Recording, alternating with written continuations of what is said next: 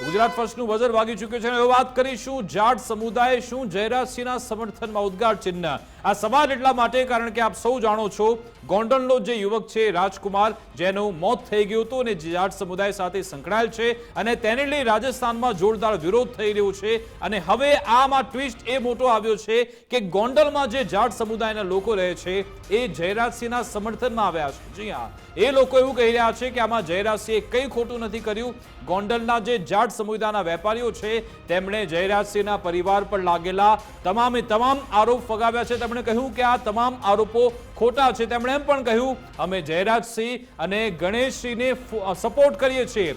અમે છેલ્લા 32 વર્ષથી અહીંયા રહીએ છીએ પરંતુ ક્યારે પણ એવું અમને અસુરક્ષા જેવું લાગ્યું નથી। છતાં પણ જો કોઈને એવું લાગતું હોય તો તપાસ કરાવો।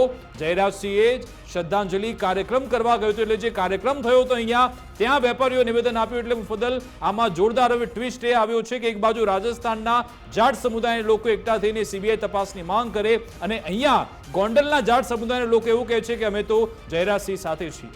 આ એક આખો એક હાઈ પ્રોફાઇલ કેસ એટલા માટે બનતો જઈ રહ્યો છે કે રોજ નવા ટ્વિસ્ટ, રોજ નવા વળાંક, રોજ નવા કહી શકાય કે પુરાવા સામે આવી રહ્યા છે અથવા તો એવો ઘટનાક્રમ ઘટી રહ્યો છે જેના કારણે આખો કેસ વધારે ને વધારે હાઈ પ્રોફાઇલ થતો જાય છે।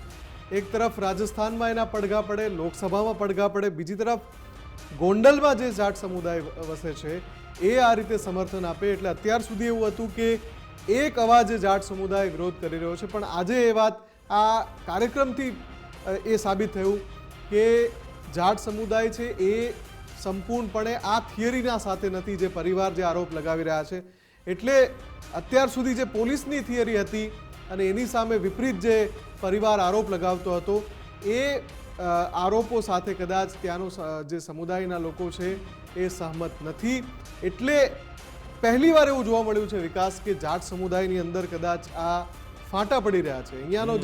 અહીંયા જે વસે છે ગુજરાતમાં એ લોકો સમર્થનમાં છે પૂર્વ ધારાસભ્યના અથવા તો એમનું સમર્થન પરિવારના આરોપોને નથી અને બીજી તરફ જે રાજસ્થાનમાં જે જાટ સમુદાય અથવા તો ત્યાંનું જે સ્થાનિક સંગઠન છે એ સંપૂર્ણપણે એ જ ભાષા બોલી રહ્યો છે જે આ પરિવારની ભાષા છે। બિલકુલ, અને આમાં આ મજબૂત દાવો એટલા માટે કહેવાય કારણ કે આ લોકો તો વર્ષોથી ગોંડલમાં રહે છે। ગોંડલમાં રહીને તેઓ મોટા થયા છે, પોતાના કામ ધંધા તેમણે કર્યા અને હવે જ્યારે વેપારીઓ એવું કહી રહ્યા છે કે અમે જયરાજસિંહની સાથે છીએ, જયરાજસિંહના સમર્થનમાં છીએ, એનો મતલબ એમ કે એ લોકો જાણે છે જયરાજસિંહને ખૂબ જ નજીકથી કારણ કે ઘણા સમયથી તે પોતે પણ ધારાસભ્ય રહ્યા, તેમના જે પત્ની શ્રી છે એ પણ ધારાસભ્ય હાલ છે અને ઘણા સમયથી પરિવારનો દબદબો છે, તેમની સાથે સીધો સંપર્ક હશે, એના કારણે તેમને જે કામ હશે પણ નીકળતા હશે અથવા તો તેમને એક સુરક્ષિત માહોલ એમને લાગતો છે એટલા કારણે તેમના સમર્થનમાં આવ્યા છે।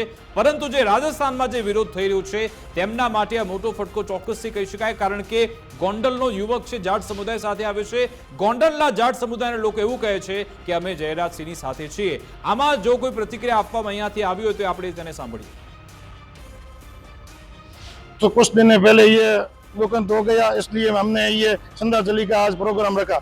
तो हम मार्केट यार्ड के ऑफिस गए और धारा सभ्य जयराज सिंह जाडेजा के पास गया तो उसने बोला कोई बात नहीं, आप प्रोग्राम रखो, आप हमारा भाई हो एंड हमारे को 32 साल से इस लोगों ने हमारे को बहुत सपोर्ट किया है।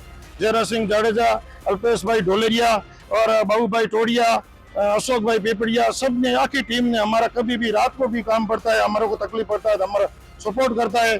फिर भी ऐसे लोगों ने बात तैयार चल रही है कि ये इसके ऊपर मुद्दा है, हमारे को ऐसा नहीं लगता है। हमारे को इस टीम ने हमारा बहुत सपोर्ट किया है कभी भी एंड और भी इसकी तपास जो किसी को शंका हुआ तो ये इसकी तपास होनी चाहिए।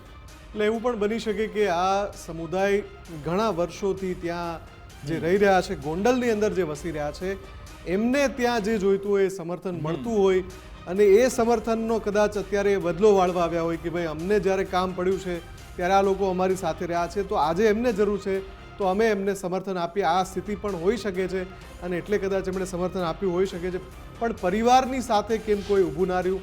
જે ત્યાં સ્થાનિક જે જાટ સમુદાયના લોકો છે એમણે પરિવારના જે આરોપો છે, ભલે આરોપો છે, તપાસ થવાની બાકી છે એની, તો એના સમર્થનમાં કેમ ના આવ્યા? સીધું જ એમણે કેમ એનાથી રસ્તો અલગ કરી લીધો?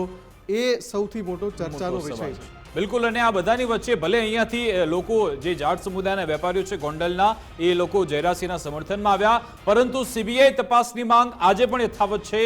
વધુ એક રાજસ્થાનના જનપ્રતિનિધિ, તેમણે રાજસ્થાનના મુખ્યમંત્રીને પત્ર લખીને સીબીઆઈ તપાસની માંગ કરી છે. જયપુરના ચોમુના ધારાસભ્ય છે ડોક્ટર શિખા બરાલા, જેમણે મુખ્યમંત્રી ભજનલાલ શર્માને પત્ર લખી રાજકુમારના મોત મુદ્દે સીબીઆઈ તપાસની માંગ કરી. તેમણે કહ્યું કે અહીંયા જે પોસ્ટમોર્ટમ રિપોર્ટ આવ્યો છે, ફોરેન્સિક રિપોર્ટ આવ્યો છે, તેનાથી અમે સંતુષ્ટ નથી. યુવકની યોજનાબદ્ધ રીતે હત્યા થઈ હોવાના આરોપ સાથે સીબીઆઈ તપાસની માંગ થઈ રહી છે. એનો મતલબ મુફદ્દલ લોકસભા હોય કે પછી રાજસ્થાનના સાંસદ હોય કે પછી ધારાસભ્યો હોય કે પછી આ સમુદાય સાથે સંકળાયેલા નેતા આગેવાનો એક જ સુરે આજે પણ એ માંગ કરી રહ્યા છે કે સીબીઆઈ તપાસ થવી જોઈએ. વિકાસ આ ચોથા ચૂંટાયેલા નેતા છે વર્તમાનમાં કે જે આ રીતે ખુલીને રાજકુમાર જાટના મૃત્યુને લઈને સામે આવ્યા હોય, સીબીઆઈ તપાસની માંગ કરી હોય. પહેલા સાંસદ હનુમાન બેનીવાલ હતા, પછી ત્યાંના વધુ એક ધારાસભ્ય જેનું હું નામ ભૂલી ગયો છું, એમણે પણ મુખ્યમંત્રીને પત્ર લખ્યો. પછી ઉમેદારામ બેનીવાલ કે જે કોંગ્રેસના સાંસદ છે, એમણે ગઈકાલે લોકસભામાં મુદ્દો ઉઠાવ્યો. અને હવે વધુ એક ધારાસભ્ય જે ચોમુના ધારાસભ્ય છે રાજસ્થાનમાં, એમણે મુખ્યમંત્રીને પત્ર લખ્યો. એટલે સીબીઆઈ તપાસની માંગ સાથે આ આખો મુદ્દો છે એ હજુ પૂરો નથી થયો. મુફદ્દલ એ વાત ત્યાંથી પણ નથી અટકતી. વધુ એક નામ આમાં જોડાયું છે. પૂર્વ રાજ્યપાલ સત્યપાલ મલિકે પણ રાજકુમાર જાટના મોત મુદ્દે સીબીઆઈ તપાસની માંગ કરી. તેમણે કહ્યું કે ગુજરાતમાં હત્યા થવાનો મામલો ખૂબ જ દુઃખદ અને સંવેદનશીલ છે. તેમણે એમ પણ કહ્યું કેટલાક પ્રભાવશાળી લોકોની આમાં ભૂમિકા સામે આવી છે અને એટલા માટે જ તેમણે સીબીઆઈ તપાસની માંગ કરી છે. એટલે કે જે રાજ્યપાલ રહી ચૂક્યા છે, નામ હવે મેદાને આવી ગયા છે. આની પહેલા આપણે જ્યારે ભીલવાડામાં પ્રદર્શન થયું ત્યારે રાજસ્થાન સરકારના પૂર્વ મંત્રી પણ મેદાને આવ્યા હતા. પૂર્વ મંત્રી, પૂર્વ રાજ્યપાલ, બે અત્યારે જે સિટિંગ એમએલએ છે અને બે સિટિંગ એમપી, 6 મોટા નામ. સત્યપાલ મલિક નાનું નામ નથી. એટલે 6 મોટા નામ છે એ આ ગોંડલના રાજકુમાર જાટના મૃત્યુ મામલે મેદાને છે. તમામની એક અવાજે માંગ છે કે આ જે મૃત્યુ છે એમાં કંઈક તો શંકાસ્પદ થયું છે. પોલીસની તપાસમાં એમને કંઈક તો શંકાસ્પદ લાગી રહ્યું છે અને તમામ કહી રહ્યા છે કે સીબીઆઈ તપાસ આપો. સદનમાં વાત ઉઠી રહી છે, મુખ્યમંત્રીને પત્ર લખાઈ રહ્યા છે, એટલે એના પડઘા ચોક્કસથી પડવાના છે. બિલકુલ. હવે જ્યારે મામલો હાઈકોર્ટમાં કે સુપ્રીમ કોર્ટમાં પહોંચશે ત્યારે હાઈકોર્ટ શું આ બાબતે અથવા તો સુપ્રીમ કોર્ટ શું વલણ અખત્યાર કરે છે તેના પર નજર રહેશે, કારણ કે સીબીઆઈનું પ્રેશર જોરદાર થઈ